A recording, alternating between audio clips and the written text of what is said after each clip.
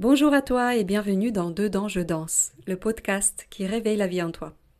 Nous voilà déjà au 5e épisode et aujourd'hui j'ai envie d'explorer un mouvement très subtil, très humain, celui de donner et de recevoir. On parle souvent de générosité, on valorise le fait de donner, mais on parle beaucoup moins de la capacité à recevoir. Et pourtant, donner et recevoir sont les deux pas d'une même danse. Quand l'un prend toute la place, l'équilibre se rompt. Que ce soit dans nos amitiés, dans nos relations, dans nos histoires d'amour, et particulièrement dans l'entrepreneuriat. Surtout quand on est une femme, et surtout quand on accompagne les autres. Est-ce que l'on donne librement ou est-ce qu'une attente invisible se glisse derrière? Est-ce qu'on sait demander clairement? Est-ce qu'on sait refuser sans culpabiliser? Et si parfois on donnait aussi ce dont on a nous-mêmes besoin? Aujourd'hui, je ne suis pas seule pour explorer ce thème. On va en parler à plusieurs voix, un peu comme une conversation vivante, pour comprendre comment cette danse se joue dans nos vies et dans nos métiers. Et j'ai le plaisir d'accueillir Nathalie, Aurélie et Pascal, qui sont toutes les trois des professionnels du bien-être et du développement personnel. Sur ce, bonne écoute. Bonjour les filles. Bonjour Victoria. Alors, je vais vous laisser vous présenter chacune à votre tour. Donc, juste dire ce que vous faites, où vous vous trouvez pour qu'on puisse venir vous voir aussi éventuellement. Nathalie, si tu veux commencer. Bonjour à toutes et merci Victoria pour cette invitation. Donc, je suis photographe portraitiste spécialisée en photothérapie et j'accompagne essentiellement des femmes. Je suis située sur le secteur Val d'Europe. Bonjour Victoria et merci de nous accueillir aujourd'hui. Donc, moi je suis Aurélie et je suis praticienne en nutrition et santé holistique, spécialisée dans la digestion sur le secteur de Nanteuil-les-Maux. Il nous reste Pascal. Eh bien, rebonjour. Donc moi je suis Pascal, je suis coach spécialisée dans les problématiques d'estime de soi et de confiance en soi à partir de 16 ans sur la commune de Villiers-sur-Morin. Merci beaucoup. Alors, je vais commencer par une question, la même question à tout le monde. On va faire un tour de table. Pascal, est-ce que pour toi, c'est plus facile de donner ou de recevoir? Je dirais que c'est plus facile pour moi de donner. Ouais, c'est quelque chose que je fais naturellement, donner depuis bien longtemps et recevoir, bon, ça va quand même mieux. Hein. J'ai appris avec les années voilà, à accueillir les belles choses que la vie nous offre, mais j'ai quand même une forte tendance à donner. Très bien, au moins tu es au clair. Ouais, je suis claire là-dessus. Aurélie, quant à toi? Moi c'est donner sans hésitation, mais j'apprends à recevoir et même à demander de plus en plus. Petite subtilité dont on va parler aussi plus tard. Et pour toi Nathalie? Moi, je dirais également donner et recevoir. J'apprends toujours, effectivement, à accepter de recevoir. Accepter de recevoir, ok. Donc vous êtes tous dans le don ici, hein, mais c'est pas pour rien qu'on fait ce métier, n'est-ce pas? Et alors, est-ce que vous pouvez nous raconter un moment, par exemple toi Aurélie, où tu as réalisé que il y avait un déséquilibre entre ce que tu donnais et ce que tu as reçu, ce que tu as pu recevoir en retour? Oui, je me rappelle au début où je me suis lancée en tant que praticienne, en fait, je faisais vraiment ça vraiment parce que ça m'animait et donner, du coup, ça prenait tout son sens, ça donnait un sens à ce que j'avais traversé. Et pour moi, c'était évident et facile. Donc, je n'avais pas forcément de limites dans mes accompagnements parce que mon objectif, c'était vraiment d'aider les gens à avancer et de leur donner quelque chose qui leur permette vraiment de voir un changement. Et je me souviens au départ que j'avais lancé même des accompagnements à petit prix et j'avais fait des coachings. Et donc, j'avais des personnes à l'intérieur qui avaient besoin d'avancer, mais du coup, je me suis rendu compte à ce moment-là qu'en fait, donner, ça n'aidait pas forcément. Enfin, en tout cas, donner trop parce que ça empêchait la personne de s'engager. Vraiment. Et puis, en fait, c'est un peu une façon de prendre la personne par la main, mais de faire à sa place. Et je me souviens que j'ai dû quand même, du coup, c'était une belle expérience parce que j'ai dû me remettre en question et apprendre à poser les limites pour que mon accompagnement permette aussi à la personne de s'autonomiser parce que c'est vraiment ça qui fait avancer. Et à quel moment tu as senti que c'était trop, que tu étais dans le trop? Parce que je voyais que j'aidais plus la personne. Tu J'aidais n'aidais plus la personne ouais. parce qu'elle avançait plus en fait et elle m'envoyait, elle me faisait des demandes plus pour se rassurer. Et puis finalement, elle finissait par avoir besoin de moi. Alors que je me suis dit, mais en fait non, parce que l'objectif c'est pas ça. L'objectif c'est qu'elle ait pas besoin de moi. L'objectif c'est qu'elle apprenne. Parce que moi ce que je veux c'est partager, transmettre. Et puis après, les gens font ce qu'ils veulent. Et puis ils se créent même leur propre façon de faire. Oui. Voilà, c'est ça. Et donc l'objectif c'est qu'elle n'ait pas besoin de moi. Et ça nécessitait qu'elle fasse un travail sur elle, et c'est souvent le cas, et quelque part moi j'ai fait ce travail, c'est pour ça que j'ai avancé, qu'elle faisait pas du coup si elle continuait à me demander presque ma permission pour pouvoir D'accord, avancer. ok. Et donc Aurélie, quand tu dis que voilà, en fait, tu as un peu trop fait pour cette personne-là. Tu as dépassé certaines limites de ton rôle en tant qu'accompagnante, n'est-ce pas? Donc, à ton avis, quand tu donnes trop comme ça, sans le vouloir, qu'est-ce que tu peux envoyer comme message à l'autre personne? Finalement qu'on est là pour sauver. Et c'est pas juste, c'est pas notre rôle. Mon rôle à moi, c'est plutôt de guider, de montrer la voie. Tendre la main, mais pour qu'on devienne autonome derrière. Donc c'est important, je me dis, au début d'un accompagnement, de bien définir les rôles. Absolument.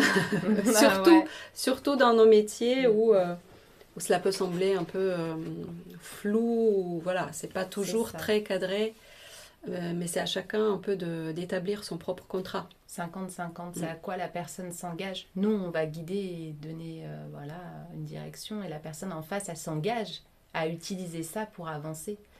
S'il n'y a pas d'engagement en face, on n'avance pas. Pascal? Et oui, ça me fait penser, c'est vrai, dans ma pratique, quand j'aide les personnes, je les accompagne justement à travailler leur confiance en elles. Il y a des petits exercices en interséance, et c'est vrai que pour moi, si l'exercice n'est pas réalisé, et que ça se répète, je me dis que là, il y a quand même un problème, là, il y a quand même une envie d'être un peu dans le sauvetage.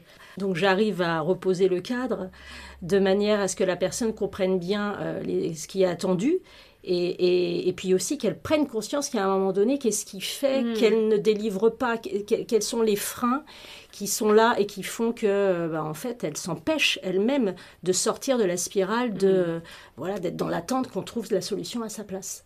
Complètement. Et alors, il y a une question que je me pose quand même souvent, et à laquelle je connais un peu la réponse pour moi, mais j'aimerais bien vous la poser.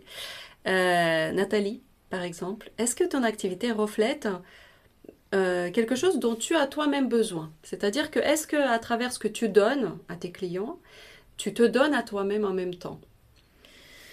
Alors c'est une bonne question parce que on peut y aller en plusieurs étapes, c'est-à-dire qu'il y a effectivement pendant plusieurs années, j'ai eu besoin, j'aurais eu besoin de ce type d'accompagnement que je fais aujourd'hui aux autres.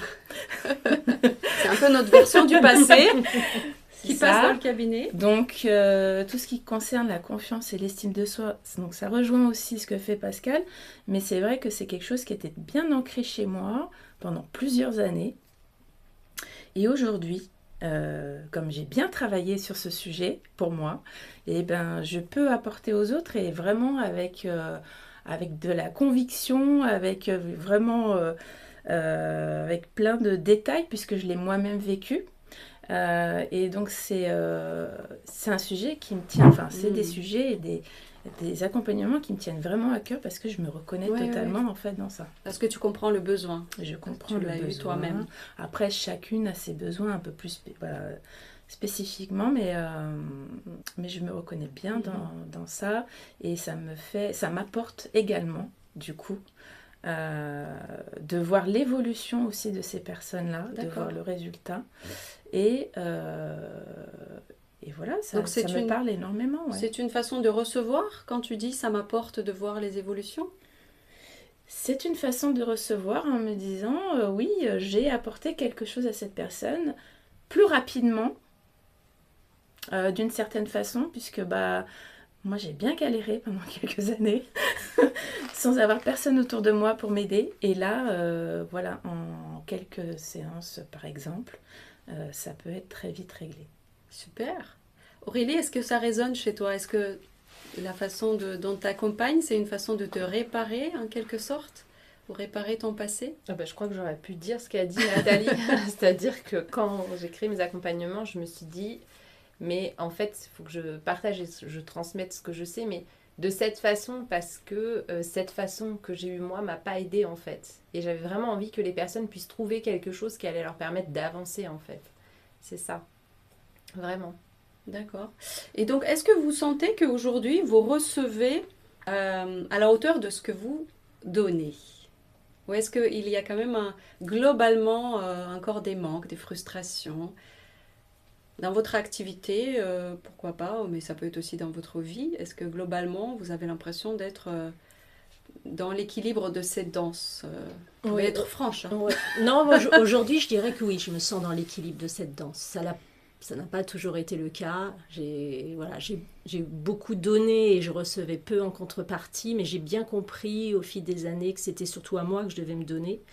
Et quand j'ai appris que tout commençait par moi, eh bien, ça a vraiment changé ma vie et l'énergie dans laquelle je vivais. Je suis passée du postulat de la victime à la responsable. J'ai compris que moi-même, j'étais en train de m'infliger les pires souffrances parce que je me mésestimais pendant de trop longues années et c'est vrai que ça a complètement changé ma manière d'être à la vie. Et aujourd'hui, je suis riche déjà de ce parcours et c'est ça que j'ai envie de transmettre aussi.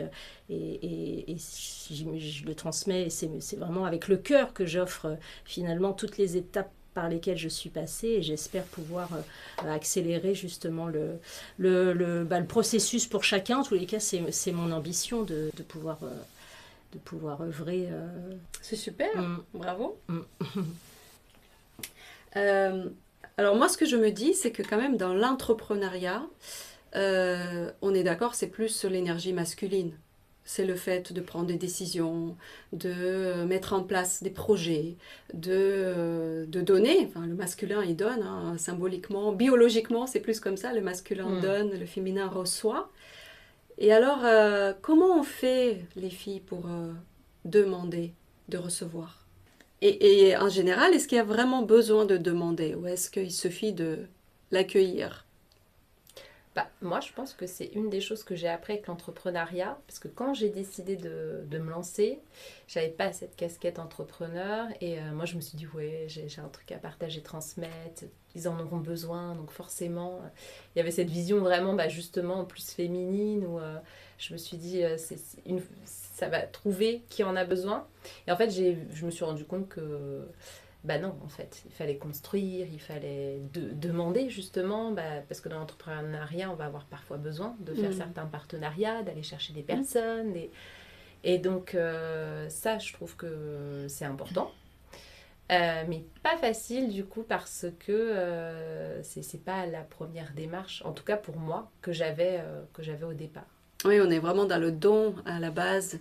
On est dans j'offre, qu'est-ce que j'ai à offrir, quelle est ma mission dans le monde comment je me rends utile. Il y a aussi ce besoin d'être utile.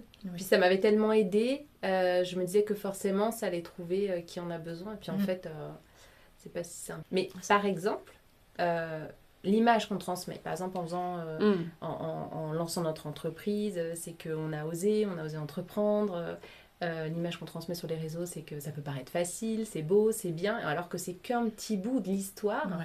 Et souvent, on ne demande pas, mais surtout, on transmet une image de elle y arrive, elle n'a pas besoin.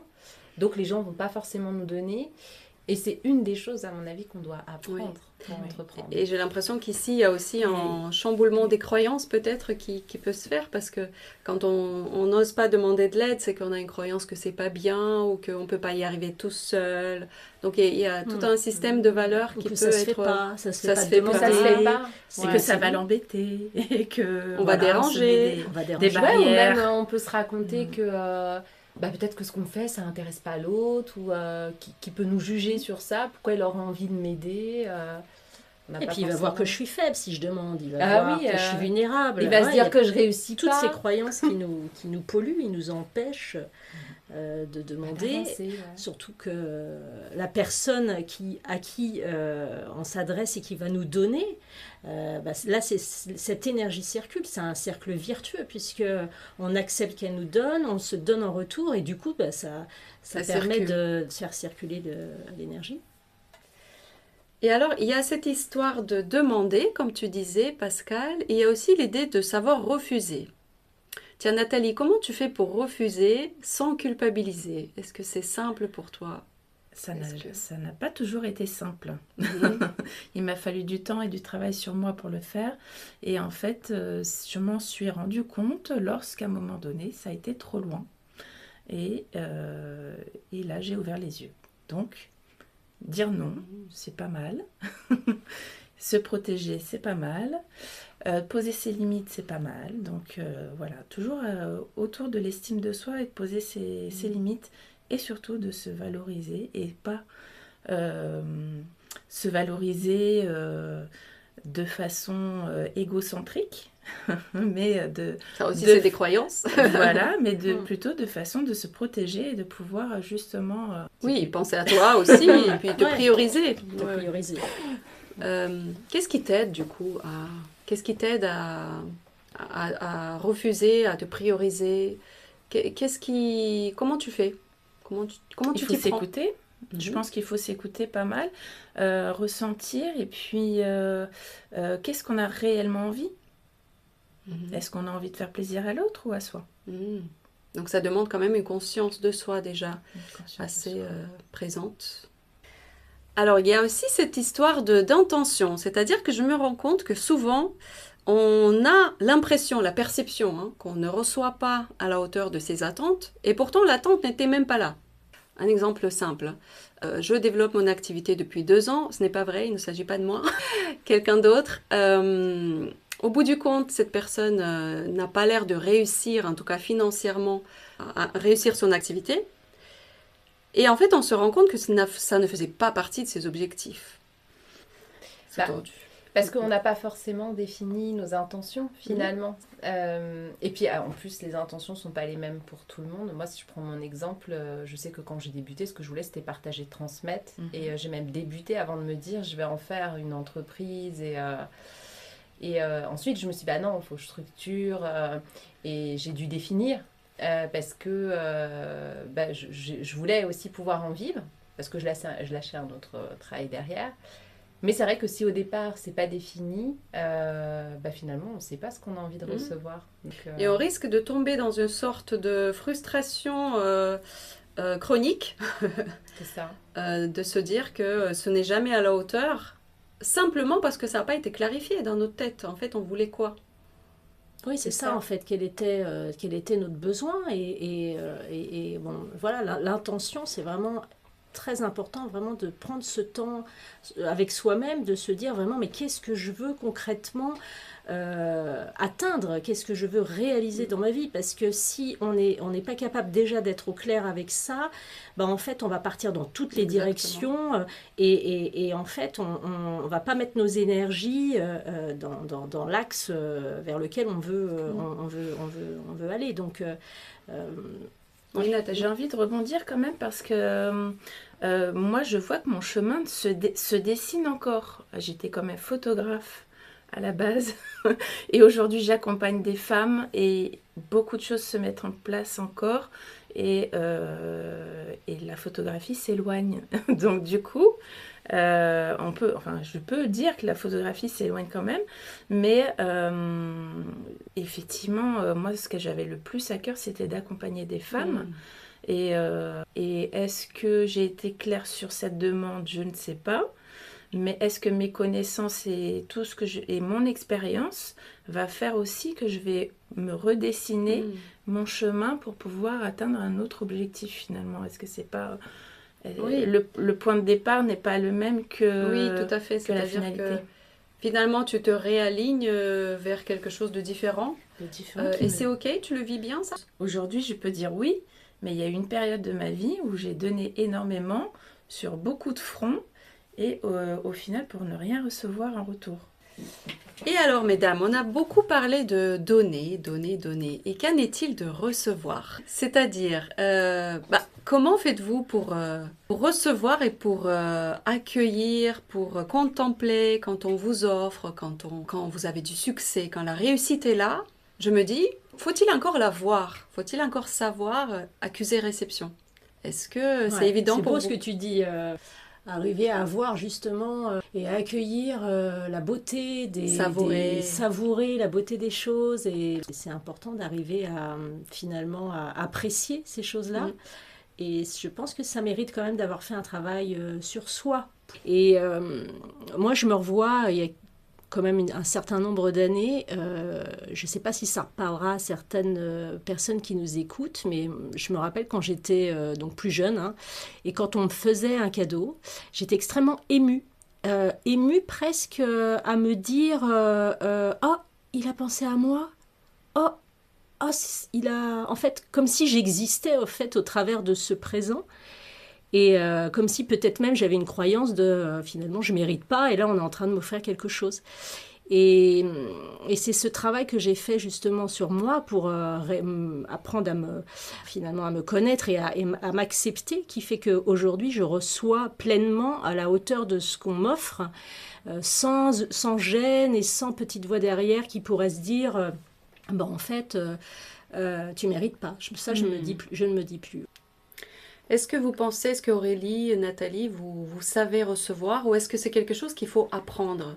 Parce que je me dis, en entendant Pascal, est-ce que il faut vraiment faire un travail sur soi pour contempler le bonheur? C'est quand même dingue. Parce qu'à la base, on sait le faire. Un enfant est content quand il reçoit un bonbon. Alors comment on fait pour perdre ça? C'est pas grave. Moi je dirais que c'est le formatage, c'est un petit peu la société aussi. Alors bon, il n'y a pas que la société, mais on est dans un modèle où il y a quand même beaucoup de matériel, hein. Du coup presque on banalise les choses parce qu'on est dans une profusion. Ça se normalise, c'est normalisé. Et puis après il y a l'éducation aussi, il y a tout ça. C'est ça, et puis en fait on est aussi, on attend beaucoup de nous dans notre mode de vie d'aujourd'hui. En tout cas moi c'était le cas dans mon travail d'avant, qu'on performe, qu'on donne beaucoup. Et on doit donner beaucoup pour recevoir, donc on est aussi on doit donner pour recevoir. On est dans ce culte du mérite. Ouais, voilà, c'est ça, tout à fait. Est-ce que j'ai mérité de recevoir ça, comme si on doit prouver, et est-ce que j'ai fait quelque chose qui est à la hauteur Oui. pour que je reçoive ça, parce que du coup c'est aussi nous ce qu'on doit définir dans notre pratique. Est-ce que je mérite de recevoir ce tarif pour cette prestation? Est-ce que cette prestation vaut vraiment ce qu'on me donne, et est-ce que la personne en face a eu l'impression de recevoir vraiment ce que je lui ai donné en fait? Moi, je me suis fait une réflexion toute bête hier soir. J'ai eu une bonne nouvelle. D'ailleurs, je ne sais plus laquelle. C'est bizarre, hein, mon inconscient l'a déjà enlevé. Ça, c'est des filtres. Hein. Oui, mais je suis sûre qu'il y avait quelque chose. Mais si, ça y est, je me suis rappelée. J'ai eu 2 contacts très prometteurs, des futurs clients sûrement. Et sur le coup, je me suis dit, tiens, t'en es contente, mais ça va durer 2 minutes. Et enfin, je ne me suis pas conditionnée, mais c'est parce que je me connais à force. Et je me suis dit, tiens, quand tu n'étais pas contente, parce que tu n'avais pas de clients, ça a duré au moins 2 mois. Ce manque, cette frustration, Je me suis dit, tiens, combien de temps tu vas l'apprécier réellement? Combien de temps tu vas avoir cette sensation positive, chaleureuse, que tu es fière de toi? Eh bien franchement, ça a duré 5 minutes. Là, je vous le redis parce que je me suis rappelée, mais je l'ai oublié entre-temps. C'est quand même dingue, hein. Je me dis que il y a quelque chose de au-delà de la réussite, c'est vraiment le mindset qui n'est pas OK. Parce qu'en fait, quand on réussit, on zappe, quoi. Quand on reçoit, on zappe. On retient toujours le négatif. Hein. En fait, ça me fait penser à un biais de raisonnement, parce que je trouve ça très intéressant, les biais de raisonnement. Il y en a un qui correspond à ça, c'est la minimisation et la maximisation. La minimisation, c'est finalement, on a une forte tendance à minimiser nos succès.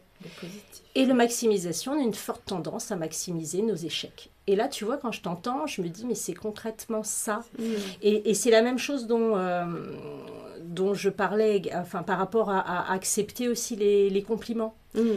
C'est aussi ces biais-là qu'on a finalement, de ne pas accepter les retours, d'être vraiment gêné lorsqu'on vient qu'on vient nous dire des choses sympas, des retours que ce soit professionnels ou personnels, avec une petite voix à l'intérieur qui nous fait douter de ce qu'on entend au lieu d'accueillir. Parce que Comme justement, si ce n'était pas important, alors qu'on lutte pour l'avoir. C'est Oui, ça le c'est pire. ça, On c'est le ça. minimise. Et C'est quand que- on reçoit par Ou- contre l'inverse, Oui. c'est pas un compliment, on Ouais, reste focalisé dessus. Ouais. mais tu vois, même comme si c'était pas vrai, c'est même pas important, c'est comme si c'était pas vrai. Parce que souvent Voilà, c'est ça te Non, mais- parle. Et oui, ça me parle parce que j'ai une cliente l'autre jour en séance photo qui se trouvait tous les défauts du monde. Et quand je lui ai fait un compliment sur ses jambes, elle avait des très belles jambes, elle a les jambes fines, et elle m'a dit, oui, mais c'est pas proportionnel à mon corps. Et du coup, elle ne voulait pas accepter mes compliments. Que sa taille était marquée et que c'était bien, et que c'était joli. Elle m'a dit, ah, c'est bien la première fois qu'on me le dit. Enfin, elle avait toujours réponse à tout, en fait, dans tout ce que je disais.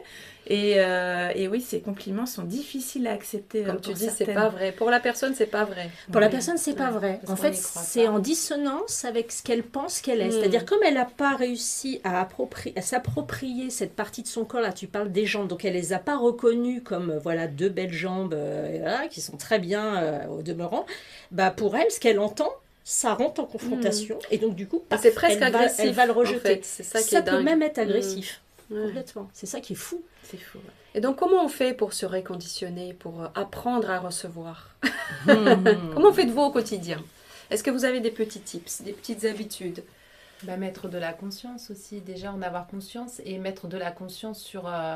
ralentir, mettre de la conscience sur ce qu'on fait, sur ce qu'on est, sur nos réussites aussi. Nos réussites. Quand par exemple on confronte ce qu'on pourrait percevoir comme un échec à tout ce qu'on a construit et toutes nos réussites, des fois on se rend compte que finalement c'est pas un échec, c'est juste un filtre qu'on avait mis. Donc pour moi c'est mettre de la conscience. Si on prend du recul et qu'on commence à mettre de la conscience et à réfléchir, c'est là où on peut se rendre compte et on peut accueillir plus. Moi, je fais un exercice là-dessus parce que nous, on le mentalise, mais parfois de l'écrire visuellement, déjà, on arrive à voir toute la liste positive qu'on arrive à faire. Et finalement, on se dit, ah oui, j'ai mis beaucoup de plus que de moins. Et là, visuellement, on le voit. Donc ça permet de bien l'intégrer, je trouve. Ça devient concret. Ça devient plus concret. Moi, ce que je dirais, moi, mon petit truc à moi, c'est être gentil avec soi-même. On est vraiment trop sévère. J'écoutais l'autre fois une statistique qui disait qu'à 70%, les Français entretiennent un discours négatif envers eux-mêmes. Et quand on sait la force du mental et quand on comprend comment la pensée peut créer nos émotions, alors aujourd'hui on dit que les émotions créent les pensées ou les pensées créent les émotions, en tous les cas la pensée va influencer ton état émotionnel. Donc si tu te dis que t'es moche, que t'aimes pas ce bras-là, que t'aimes pas ce truc-là, machin, tu vas créer cette émotion derrière qui va être lourde et du coup ça va traîner dans le temps, ça va vraiment peser. Et je pense qu'il faut... pour prendre un temps, pour s'écouter soi-même et se dire est-ce que là, vraiment, je suis sympa avec moi ou est-ce que je ne suis pas en train de m'auto-saboter? Parce qu'en fait, on est vraiment notre pire ennemi. Comme on peut être notre meilleur allié. Voilà. Et alors, pour finir, mesdames, une petite question à chacune. Si vous devez donner un petit conseil à quelqu'un qui donne beaucoup mais ne reçoit pas à la hauteur de ce qu'elle donne ou ce qu'il donne, ce serait quoi pour vous la petite astuce? Écoute, moi, la petite astuce, ça serait déjà donner, c'est très bien. Ok, on est d'accord là-dessus. Ça fait du bien à beaucoup de monde. Mais se donner, avant tout, pour moi, c'est primordial. Parce que c'est en arrivant à se donner qu'on va se libérer du besoin de recevoir. Parce que du coup, on pourra être dans l'amour, on pourra donner avec le cœur, parce qu'on sait qu'on est déjà rempli, en fait. C'est comme une bonbonnière pleine de bonbons. Si ta bonbonnière, elle est vide, et tu as 2-3 bonbons à chaque fois que tu les reçois, tu les donnes, c'est pas la même chose que si ta bonbonnière, elle est pleine, et tu donnes les bonbons du dessus, voilà. C'est vraiment déjà, tu te donnes à toi, et après, tu vas pouvoir... offrir aux autres et leur donner avec le cœur.